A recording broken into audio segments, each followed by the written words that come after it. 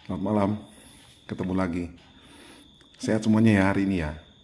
Oke, saya baru pulang kerja tadi, lembur. Wow, cukup lumayan padat hari ini. Oke, seperti biasa saya ingin berbagi cerita kepada kawan-kawan semua tentang ada kejadian yang unik tadi siangnya di lapangan kami tadi.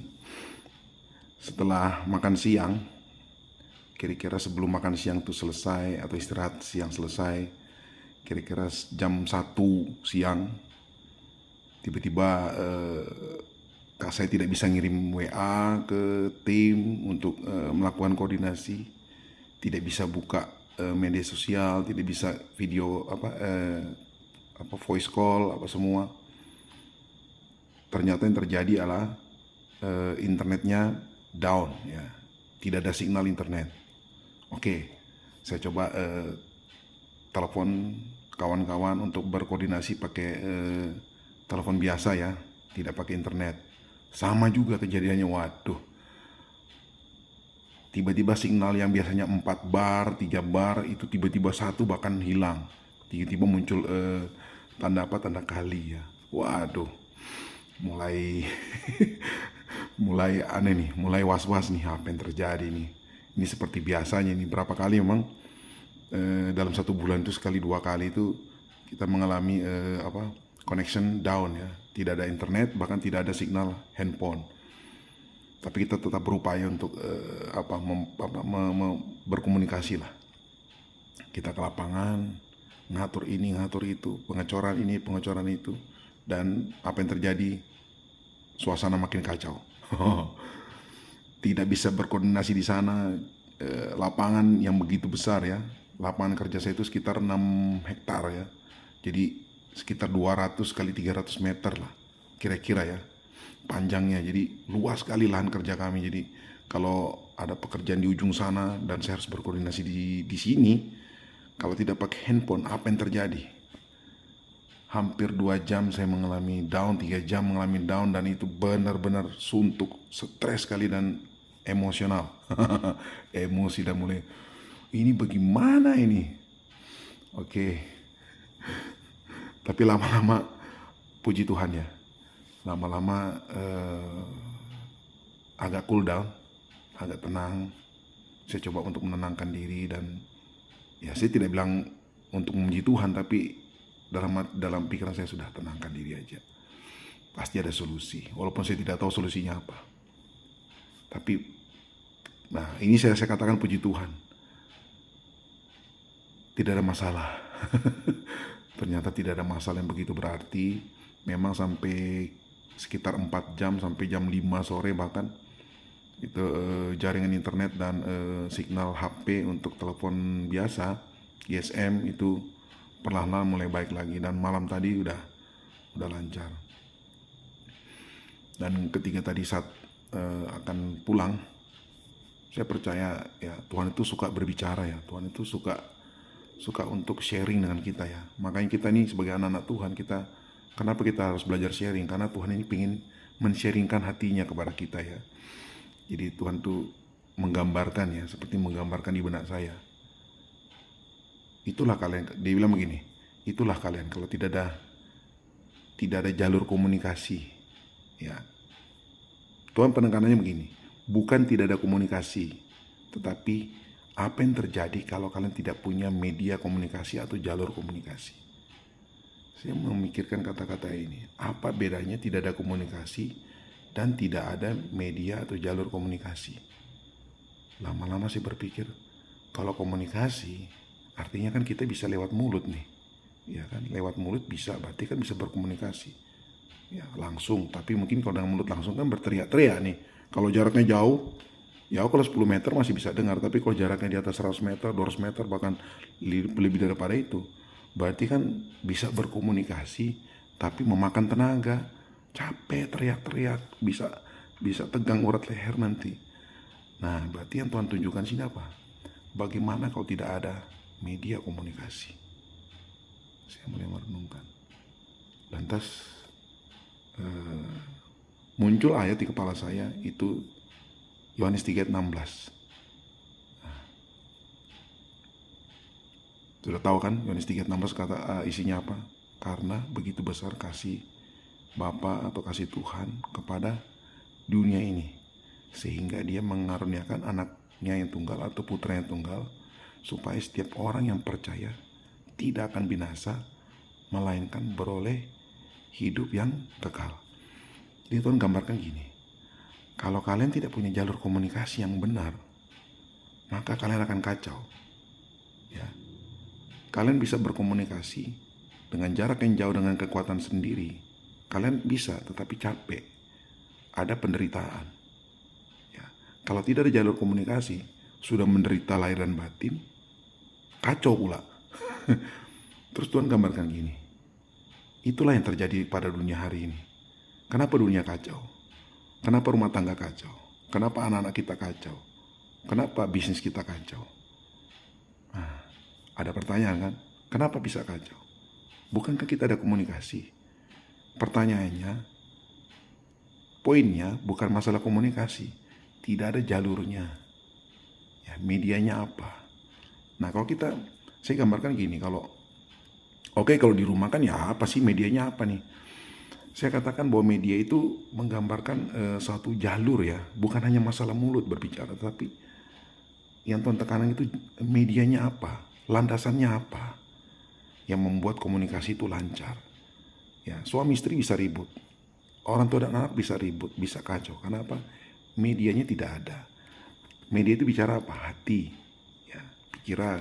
Ya, kalau hati tenang. Nah, Tuhan gambarkan begini. Dunia kacau karena tidak ada medianya. Ya, media ini bicara tentang sarana tadi saya katakan tadi ya. Nah, dunia kacau karena dunia tidak mengetahui bahwa ternyata Tuhan itu begitu mengasihi akan dunia ini. Dunia tidak tahu itu. Orang-orang di luar sana mungkin tidak tahu bahwa Tuhan Bapa di sorga itu begitu mengasihi akan dunia ini. Jadi yang selama ini terjadi, kenapa dunia kacau? Kenapa rumah tangga kacau? Kenapa anak-anak kita kacau? Karena semua kita ini tidak tahu bahwa Tuhan itu begitu mengasihi kita. Kita selalu disiarkan atau diberitahukan, digambarkan, bahkan secara rohani digambarkan bahwa Tuhan itu kejam, Tuhan itu pemarah, Tuhan itu pendendam, Tuhan itu akan membalas setiap kejahatan dengan hukuman. Tuhan menyimpan kesalahan. Tuhan itu kalau kita kepala batu bahkan kita dibiarkan. Tuhan tidak segan-segan untuk kita menggambarkan seperti Tuhan itu melihat kita dengan muka yang murka. Ya. Nah, kalau kita gambarkan bahwa Tuhan itu melihat kita dengan mata yang bernyala-nyala dengan murka, apakah kita bisa melihat, mengharapkan bahwa Tuhan itu begitu mengasihi kita? Ya tidak mungkin tidak.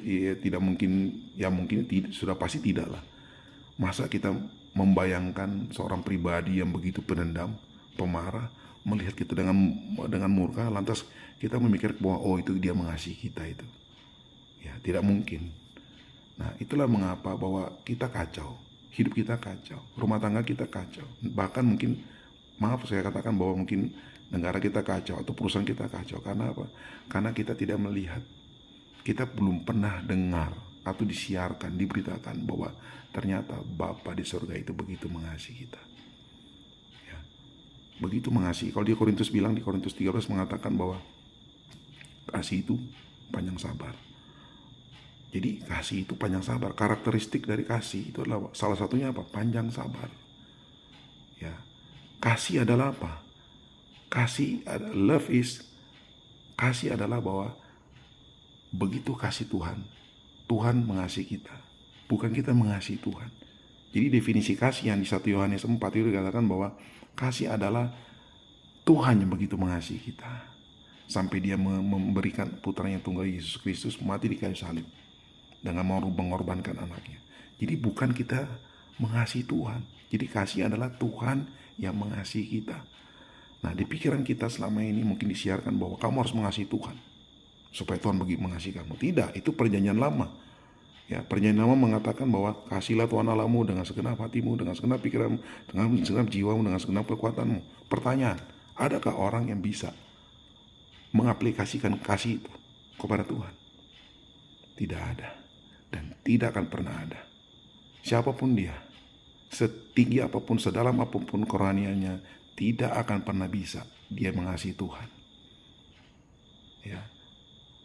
Kita mau menggambarkan kita mengasihi Tuhan dengan hidup makin rohani, baca firman Tuhan dengan tidak mengasihi Tuhan, tidak akan pernah bisa kita lakukan kepada Tuhan. Nah, karakteristik yang pertama dari kasih adalah apa? Panjang sabar. Apakah kita bisa panjang sabar dengan hidup ini? Apakah kita bisa panjang sabar terhadap suami, terhadap istri, kesalahan suami, kesalahan istri, kesalahan anak, atau situasi yang mungkin belum berubah, atau orang-orang yang terus menyakiti kita? Apakah kita bisa panjang sabar sebagaimana Tuhan begitu panjang sabar kepada kita? Tidak akan pernah bisa. No. Jadi saya mau katakan bahwa rumah tangga kita bisa kembali teratur, bisa baik kembali.